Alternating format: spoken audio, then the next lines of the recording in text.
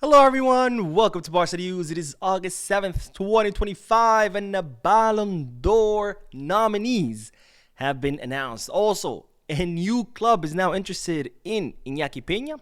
And finally, a big bombshell of today, Barcelona officially announcing that they have removed Ter Stegen's captaincy. We have a lot to discuss, so let's begin.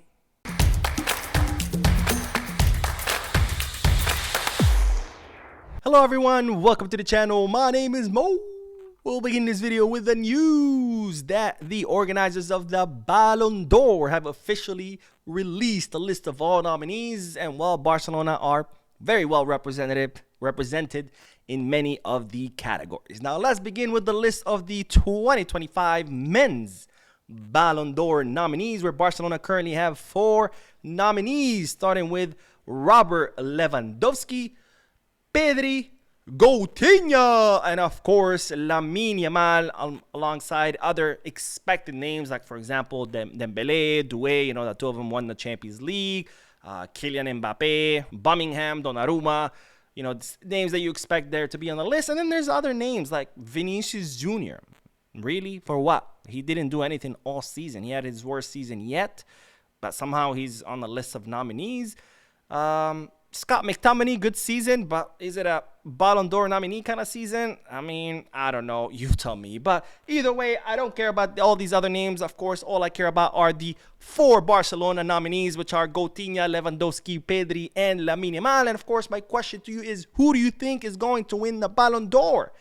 I have the sense that it's going to be Dembélé because he won the Champions League, which is absolutely stupid. That's how the Ballon d'Or become. If you win the Champions League, you win the Ballon d'Or, regardless of what you do. Even though Dembélé spent literally the first half of the season doing nothing. He doesn't start like actually performing until January, and all of a sudden he's, Ballon d'Or.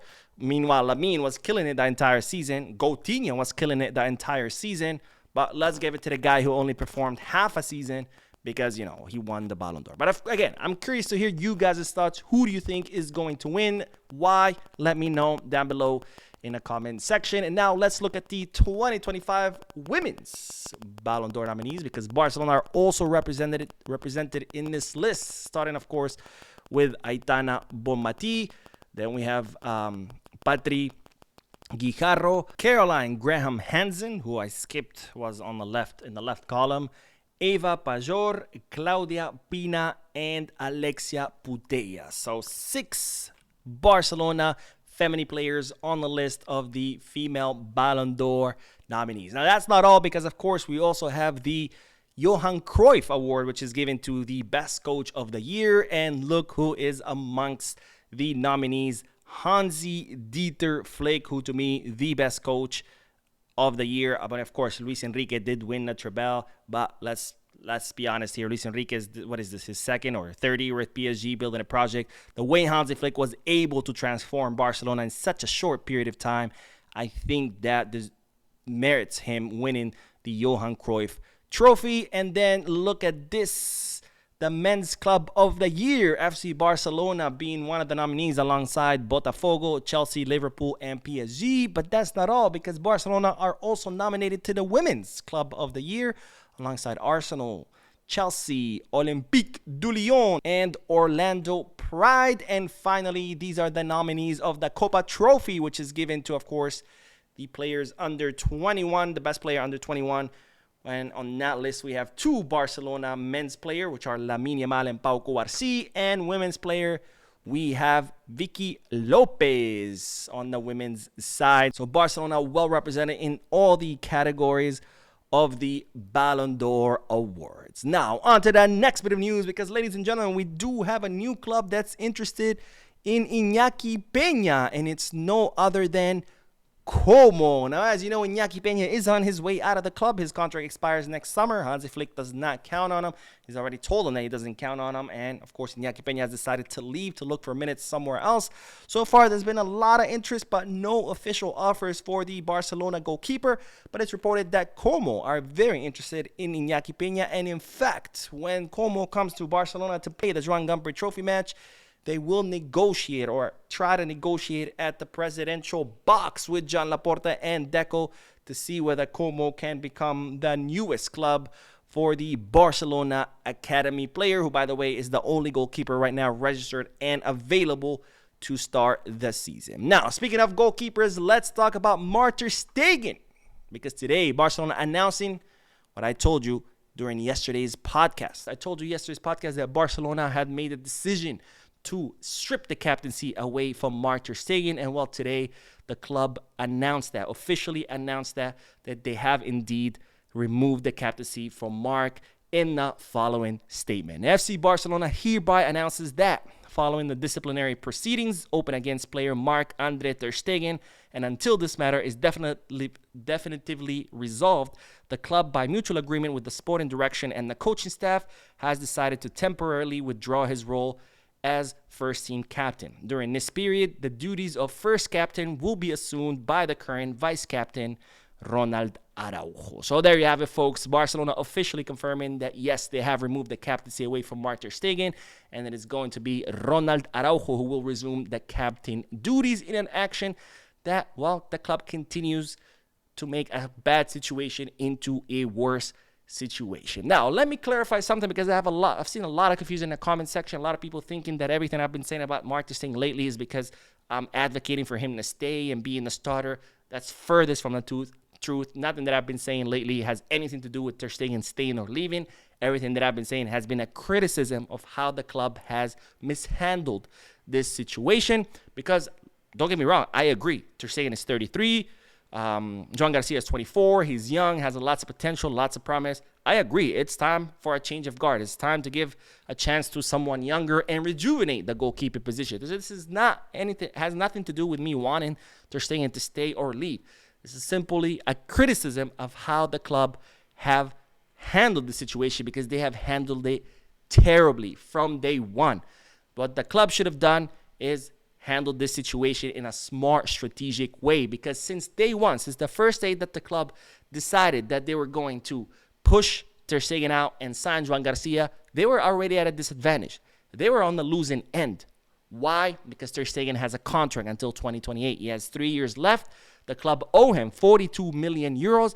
And this is why from day one, the club were already on the losing end, because all Ter Stegen has to do is say, I'm not leaving, and then the club is screwed.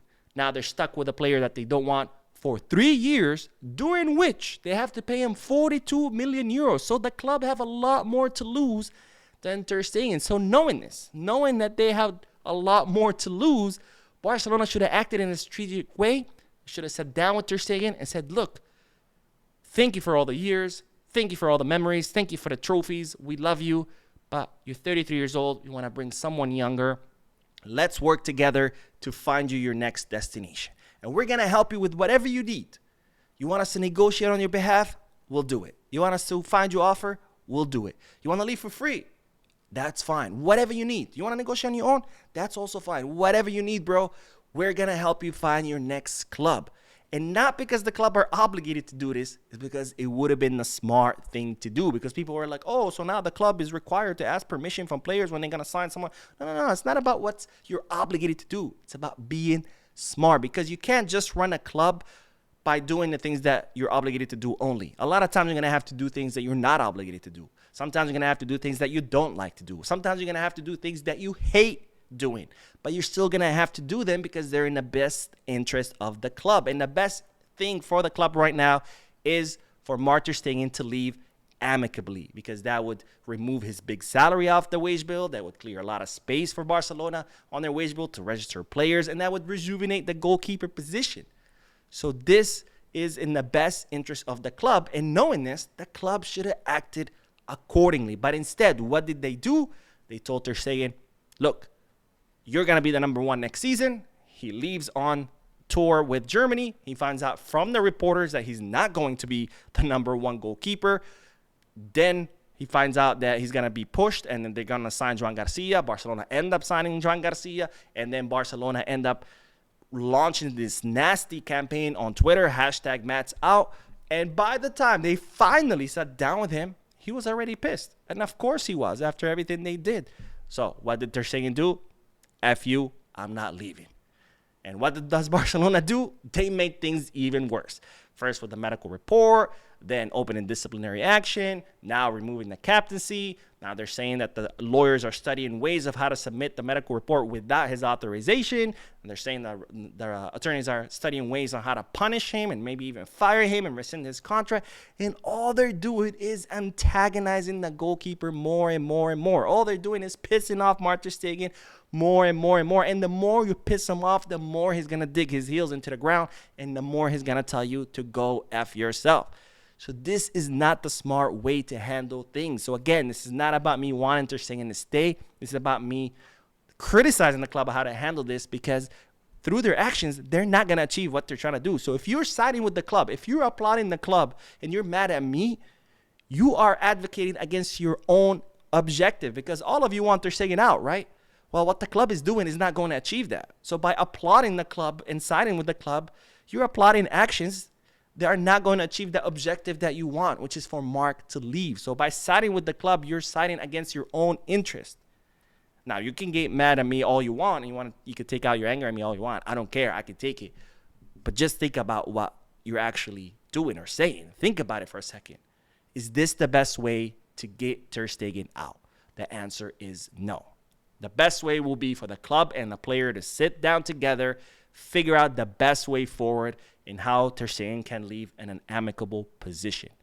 That's the best way forward. Anyways, that is all for this video. Thank you guys for tuning in. Don't forget to hit the like button, subscribe to the channel, drop a comment, and as always, Visca Barça.